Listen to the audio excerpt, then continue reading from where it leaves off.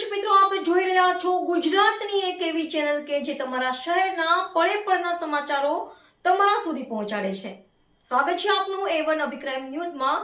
હું છું એન્કર અર્પિતા પટેલ. ગાંધીધામમાં ઓસ્લો સર્કલ પર આંબેડકર જયંતિ કાર્યક્રમમાં ભાજપ મહિલા મોરચાના પ્રચારનો પ્રયાસ નિષ્ફળ, મહિલાઓનો ઉગ્ર વિરોધ. ગાંધીધામ શહેરના ઓસ્લો સર્કલ ખાતે ડોક્ટર બાબા સાહેબ આંબેડકરની જન્મજયંતિ નિમિત્તે ઉજવણીનો કાર્યક્રમ ચાલી રહ્યો હતો. ત્યારે અચાનક રાજકીય રંગ ચડતા વિવાદ સર્જાયો હતો. મળતી માહિતી મુજબ કાર્યક્રમ દરમિયાન ભાજપ મહિલા મોરચાની કેટલીક મહિલાઓ બીજેપીના કમળના નિશાનવાળા પટ્ટા પહેરીને ચોરી છુપીથી કાર્યક્રમમાં પ્રવેશી પ્રચાર કરવાનો પ્રયાસ કરી રહી હતી. આ ઘટનાને લઈને કાર્યક્રમમાં હાજર જાગૃત મહિલાઓએ તરત જ વિરોધ નોંધાવ્યો હતો.